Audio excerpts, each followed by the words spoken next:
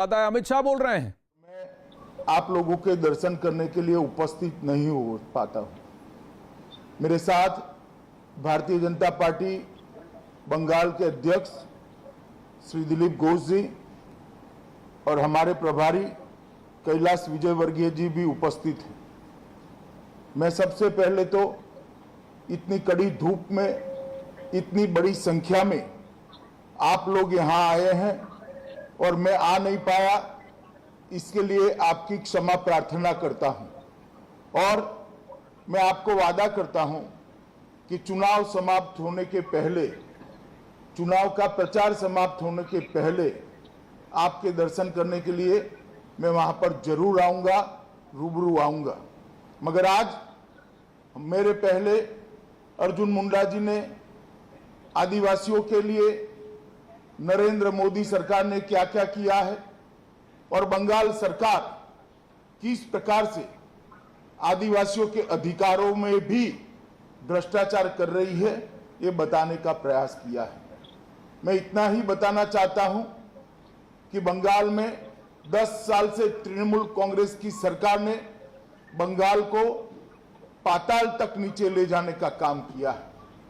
हर चीज में भ्रष्टाचार, हर चीज में टोलबाजी, राजनीतिक हिंसा, घुसपैठ, तुष्टीकरण, हिंदुओं के और आदिवासियों के त्योहार मनाने के लिए हमें कोर्ट में जाना पड़े, इस प्रकार की स्थिति और मारपीट और गुंडागर्दी ने पूरे बंगाल के विकास को तहस नहस कर रख दिया है। एक बंगाल एक जमाने में जो देश के विकास की अगुवाई करता था, देश की शिक्षा की अगुवाई करता था, आध्यात्म के क्षेत्र में देश की अगुवाई करता था और स्वातंत्र सेनानियों के क्षेत्र में भी बंगाल पूरे देश भर में मुखर करता। सुभाष बाबू हो चाहे खुदीराम बोस हो, वो बंगाली ही थे जिन्होंने देश की स्वतंत्रता लड़ाई को एक नई ऊर्जा दी। वंदे मातरम के गान ने पूरे भारत को एकजुट करने का काम किया। वही बंगाल आज गुंडा राज के अंदर लिप्त होकर रह गया है। 10 साल के दीदी के शासन में मोदी जी ने जो योजनाएं पहुंचाई, 115 से ज्यादा योजनाएं गरीबों के लिए, आदिवासियों के लिए, दलितों के लिए मोदी सरकार ने पहुंचाई है, वो योजनाएं आप तक नहीं पहुंच रही और इसका सबसे बड़ा हर्डल है, इसका सबसे बड़ा कोई रोड़ा है तो ये तृणमूल की सरकार है। मैं आज झारग्राम की इस रैली में हजारों की संख्या में उपस्थित सभी आदिवासी भाइयों को कहना चाहता हूं, आज एक संकल्प कर जाइए। हमारे विकास में जो सरकार आड़े आ रही है वो सरकार को हम हटाकर दम लेंगे। मित्रों, थोड़े ही दिनों में भारतीय जनता पार्टी का घोषणा पत्र आने वाला है। मैं आज आप सबको कुछ चीजें बताना चाहता हूं।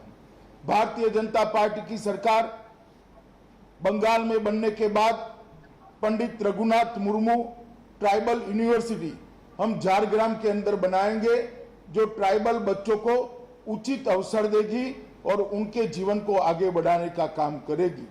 स्टैंड अप इंडिया की जो योजना मोदी जी लाए हैं, बनने वाली बंगाल सरकार स्टैंड अप योजना के लिए भी 100 करोड़ रुपया लगाकर लाखों आदिवासियों को आत्मनिर्भर बनने का मौका देगी। हम 50% फाइनेंशियल असिस्टेंट आर्थिक सहायता वो स्टूडेंट को लेंगे जो 70% से मार्क लेकर आदिवासी समाज के, एसटी समाज के 70% से ज्यादा मार्क लेकर आते हैं। उनको आगे की पढ़ाई के लिए 12वीं कक्षा से आगे की पढ़ाई के लिए हम आगे करेंगे। कंस्ट्रक्शन ऑफ हॉस्टल, जो छात्रालयों के निर्माण का काम मोदी जी ने हाथ में लिया है, उसको भी 100 करोड़ रुपया और जोड़कर हम आगे बढ़ाएंगे।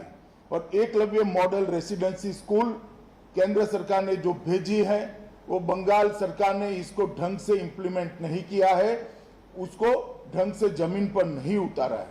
मैं आपको वादा करना चाहता हूं कि हर तहसील में एकलव्य मॉडल रेसिडेंशियल स्कूल बनाने का हम काम करेंगे।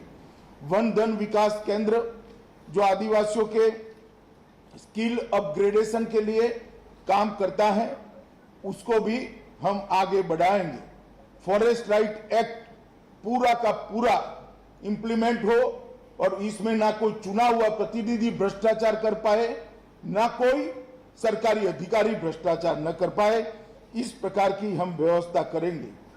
ओरान, मुंडा, भूमजी, कोरा, लोढ़ा, माहिली, बेदिया और सबर, ये सारी जातियों के लिए 10-10 करोड़ रुपए का एक फंड बनाकर हम ये जातियों के विकास के लिए आगे बढ़ाने का एक कॉर्पस बनाएंगे जो 100 करोड़ का होगा।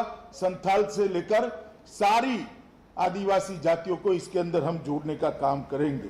और जितने भी एसटी के मुकदमे होते हैं, इसमें फ्री लीगल एड, हम कानूनी सहायता फ्री ऑफ कॉस्ट देंगे। और सबसे बड़ी बात है कि हम ये सुनिश्चित करेंगे कि एसटी सर्टिफिकेट जो है वो भ्रष्टाचार के बगैर मिल जाए।